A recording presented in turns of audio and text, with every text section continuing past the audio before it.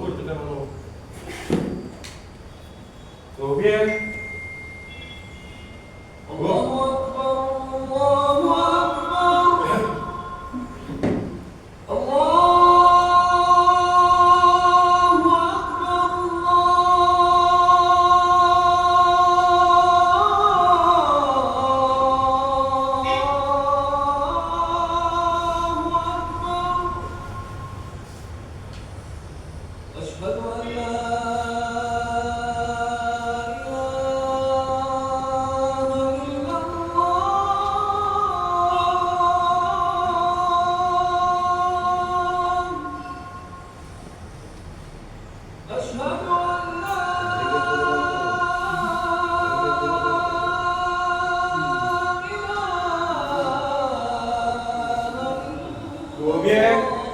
എന്തോ പറഞ്ഞത് എണിക്കണ പണിക്കോണ്ടേ എന്തപ്പത് എനിക്ക് നിസ്കരിക്കട്ടാ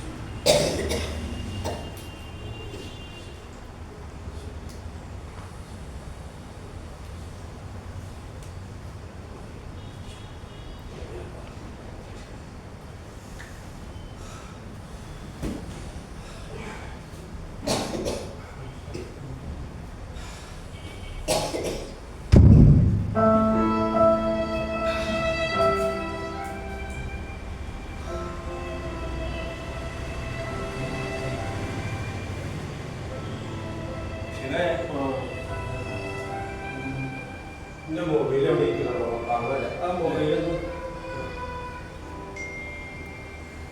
എവിടെ എന്താ എന്തോ ഇന്നലത്തെ ചൂടൊക്കെ നീയും കൂടി അനുഭവിച്ചല്ലേ ആ ബിൽഡിങ്ങിന്റെ മുകളിൽ എന്താ ചൂട് പഠിക്കാത്ത അവസ്ഥ വല്ലാത്തൊരു അവസ്ഥ ഈ നോക്കത്ത ദൂരത്തുള്ള ബിൽഡിങ്ങിന്റെ മേലെ കയറി എന്ത് ചൂടാന്നാ പറയുന്നത് സഹിക്കാൻ പറ്റില്ല കുറച്ച് ചെറിയൊരു എന്നെ പെണ്ണിനെ ഒന്ന് അറിയില്ല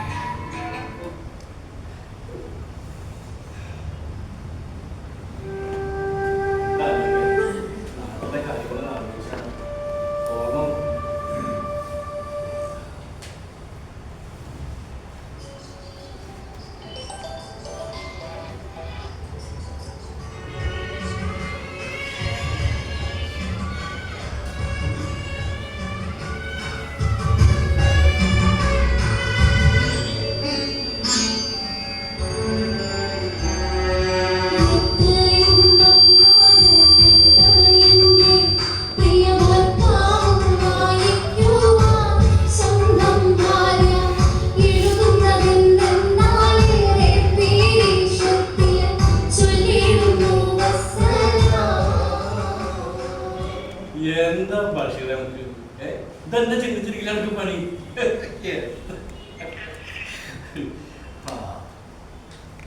ഈ പാട്ടൊക്കെ കേൾക്കുമ്പോട്ടില്ല നമ്മള് നാട്ടിൽ നിന്നിട്ട് ഓണം അടുത്തിരിക്കണ പോലെ തോന്നല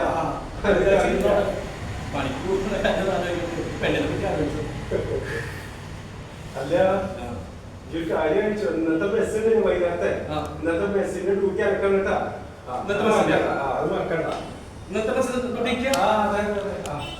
അതിനെന്തല്ല അനക്ക് എന്താ വേണ്ടത്? ചിക്കനും ചപ്പാത്തിയാ, അതാ ബുബൂസും ചിക്കൻ കറിയാ, എന്തുണ്ടാക്കി തന്നാലും കുഴപ്പമില്ല. പക്ഷേ വായിക്ക് രുചി തന്നെ ഉണ്ടാക്കി തരണ്ട. ബഷീറേ, വായിക്ക് രുചി ഉണ്ടാക്കുക അത് നീ ഉണ്ടാക്കുന്ന ആ രുചിയൊന്നും ഞാൻ ഉണ്ടാക്കിയാൽ ഉണ്ടാവില്ല. ബഷീറേ,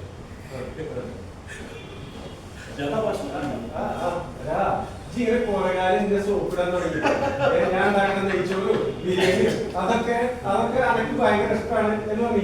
ഇങ്ങനെ എന്റെ മെസ്സ് ഇങ്ങനെ എടുപ്പിക്കാം. എനിക്ക് വൈകിന്റെ ഹോബിയായി. നമ്മളീ പണി കഴിഞ്ഞ് വന്നിട്ടേ പിന്നെ മെസ്സിലേക്ക് ഇന്നത്തെ കുട്ടി അല്ലേ ഒരു താമസത്തിലേക്ക് അത് തുടങ്ങിക്കോളില്ല. ബഷീറേ, ഞാൻ തമാശ പറഞ്ഞത്. നീ ഉണ്ടാക്കി നിന്റെ വീട്ടിൽ ഞാൻ വരുമ്പോ നിന്റെ ഉമ്മ ഉണ്ടാക്കി തരുന്ന ആ നെയ്ച്ചോറും ബിരിയാണിയുടെ രുചിയൊന്നും എന്റെ മനസ്സിൽ നിന്ന് പോകും. പിന്നെ അമ്മയില്ലാത്ത എനിക്ക് നിന്റെ ഉമ്മ സ്നേഹത്തോടെ വളർത്തി തരുന്ന ഭക്ഷണത്തിന്റെ ടേസ്റ്റൊന്നും എന്റെ മനസ്സിൽ പോയിട്ടില്ല. പിന്നെ നമ്മുടെ അമ്മയും ഉമ്മയും ഒക്കെ ജീവിച്ചിരിക്കുമ്പോഴാണ് നമുക്ക് അവർ വില അറിയാം. അവരൊക്കെ ഇല്ലെന്തായ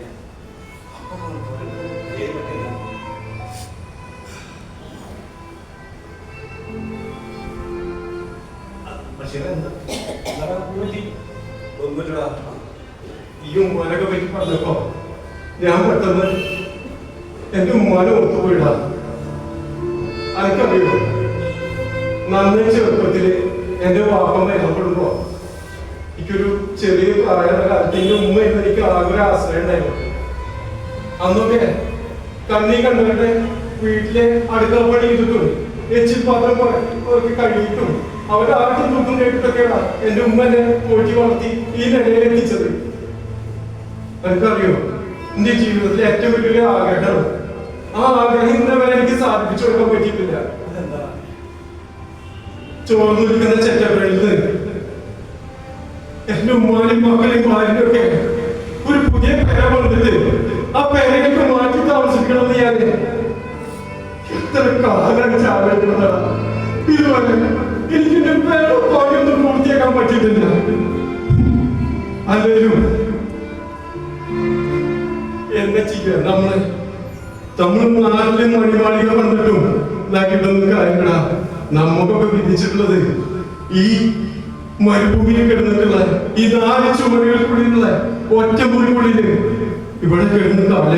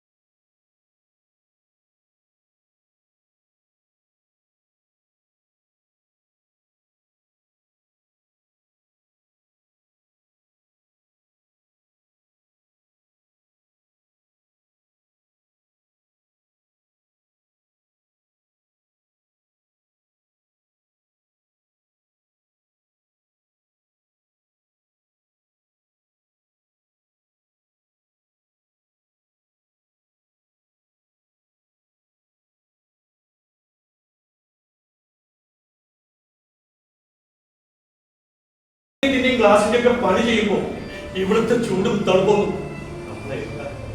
അതെന്താ കാരണം? നമ്മൾ അപേക്ഷിച്ച് നമ്മുടെ വീട്ടിലിരിക്കുന്നവരെ കുറിച്ച് ഓർത്താ ഈ ചൂടൊന്നും പ്രശ്നമല്ല. പക്ഷേ ശരിയാടാ, നമ്മൾ അനുഭവിക്കുന്ന ഈ വേദനയും കഷ്ടപ്പാടൊക്കെ നമ്മൾ ചിന്തിക്കാറില്ല. കാരണം എന്താ, നമ്മുടെ നാട്ടിലുള്ളവരെ കുറിച്ച് ഓർക്കുമ്പോ നമുക്ക് ഈ ചൂടൊന്നും ഒരു പ്രശ്നമല്ല. കൂകിയ എന്താ രാജിക്ക് ഓപ്പറേഷന്റെ ഒരു കാര്യം പറഞ്ഞിരുന്നീ, എന്തായി കാര്യങ്ങളൊക്കെ? അവളുടെ ബ്ലഡ് കൗണ്ടും മറ്റു കാര്യങ്ങളും ശരിയായ ഓപ്പറേഷന്റെ ഡേറ്റ് കിട്ടിയ ഞാൻ ഉടൻ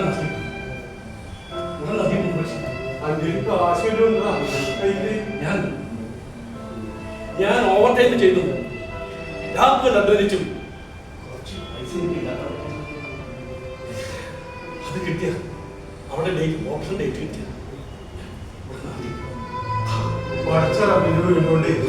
അന്റെ രാജ്യയുടെ ഓപ്പറേഷൻ ഒക്കെ കഴിഞ്ഞിട്ട് അന്റെ ഓളുടെ അസുഖം മാറൂട, ഒക്കെ ശരിയാവും. പിന്നെ ഓളുടെ അസുഖം മാറി കഴിഞ്ഞിട്ട് ഇരിക്കും അന്റെ രാജ്യം കൂടി ഇന്ന പേരേക്ക് വരണം. എന്നിട്ട് നിന്റെ ഉമ്മയുടെ കൈകൊണ്ട് ഉണ്ടാക്കണേ ആ പത്തിരിച്ചും കോഴിയിറച്ചും ഒക്കെ ഞങ്ങൾ രണ്ടാളും വയറിറച്ചിട്ട് ഇരിക്കും കേട്ടാ. ആലോചിച്ചോ, ഈ സമാധാനപ്പെടുമ്പോൾ അസുഖം മാറുക. പക്ഷേ നമ്മൾ ഈ സംസാരിച്ചിരുന്നിട്ടേ നമുക്ക് ഡ്യൂട്ടിക്ക് പോകേണ്ട സമയം എത്രയും നോക്കി നേരെ വഴി ചെന്ന് കഴിഞ്ഞാല് സാധനം കട്ടാവും. ആ മിസിരി മങ്ങൂന്റെ വയ എഴുതുന്ന തെളിഞ്ഞാക്കണേ. എന്താ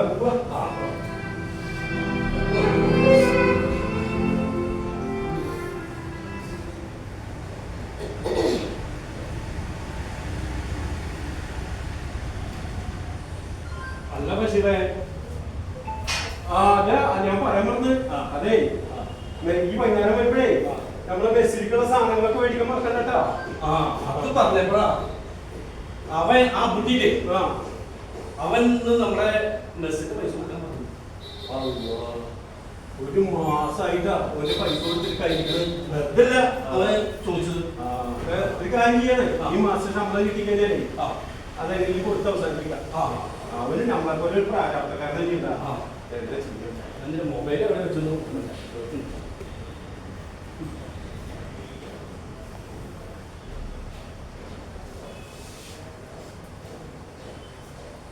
അതെ ഞാൻ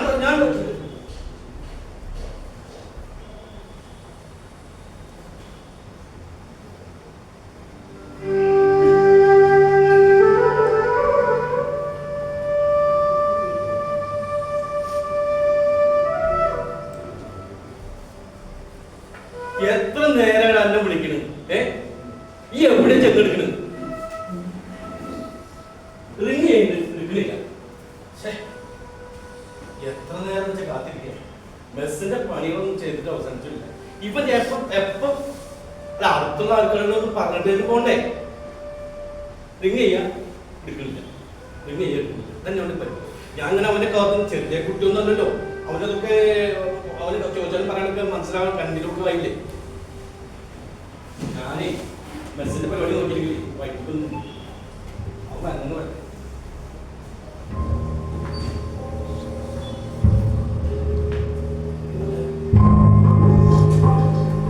സൈറ്റിന്റെ ഒരു ഫോൺ കോൾ വന്നിട്ട് പോയതാ.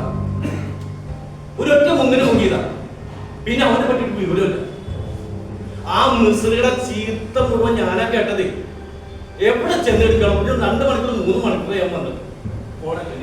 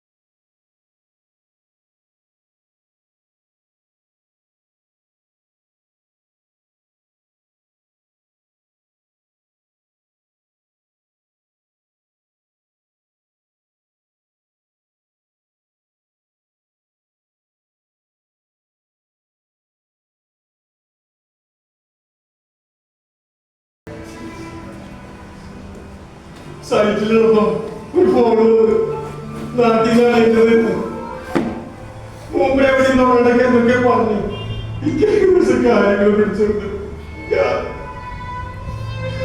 കണ്ണിലാടിയിട്ട് കയറി ഞാൻ അവിടെ തന്നോട്ടില്ലാതെ നടന്നു പോയി. കുറച്ചേരം കഴിയുമ്പോ എനിക്ക് ഉമ്മാനെ കാണുന്നു. ഞാൻ നേരെ അറുപതിന്റെ അടുത്ത് പോയി പാസ്പോർട്ടും മേടിച്ച് നമ്മളെ ഓഫീസിൽ പോയിടാ കമ്പനിയുടെ ഓഫീസിൽ പോയിട്ട് ടിക്കറ്റിനുള്ള പൈസ വെച്ചപ്പോ ഓർത്തേക്ക് കൂടുതലാണ് പൈസ തരാൻ പറ്റില്ല. പെരപ്പണിക്ക് വേണ്ടിയിട്ടും ആ കാസർഗോട്ടെ ഗോപിനെ പറ്റിച്ചിട്ട് അവന്റെ കുടിക്കാണ്ടിട്ട് ഞാൻ അടച്ച പൈസ കിട്ടില്ല. ആ പൈസ ഒക്കെ ഞാൻ പറ്റി മേടിച്ചിട്ടാണ് അടച്ചു തീർത്തത്. അങ്ങനെ പല ചെങ്ങടുത്ത് നാട്ടിലുള്ളടത്തൊക്കെ ഞാൻ പോയിട ഒരാള് പോലും ഒരു ഉറുപ്പിക പോലും എനിക്ക് സഹായിച്ചില്ല. അവർക്കൊക്കെ ഇങ്ങനെക്കാട്ടും വലിയ പ്രശ്നങ്ങള ഓരോരുത്തർക്ക് പെരപണിയില് പെങ്ങളെ കെട്ടിക്ക് കാറ് മേടിക്കും എന്നെല്ലാം കാര്യം ഉമ്മാന്റെ മോളോ അവസാനമായിട്ട് എനിക്കൊന്ന് കാണാതെ യോഗമില്ലാതായില്ല.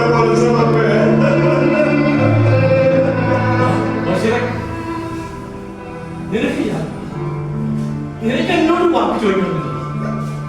ഇത്രയുള്ള നമ്മളുള്ള ബന്ധം, ഇത്രയുള്ള നമ്മളുള്ള സ്നേഹം, എന്നോടുള്ള സ്നേഹം കൂടുതലുണ്ടപ്പോ ഞാൻ എന്നോട് പരിശോധിക്കുന്നത് എന്നോടുള്ള സ്നേഹം കൂടുതലുണ്ടാ. അതെന്റെ രാജ്യത്തിന്റെ ഓപ്പറേഷന്റെ പൈസ. ആ പൈസ മേടിച്ച് ഞാൻ നാട്ടിൽ പോയി ഉമ്മാടെ പയ്യത്തിനെന്താ മരിച്ചു വരുമാനം മയ്യത്തിന് ഒരു പൊരുത്തണ്ടാവില്ലടാ. എനിക്ക് വേണ്ട പൈസ, എനിക്ക് വേണ്ട പൈസ.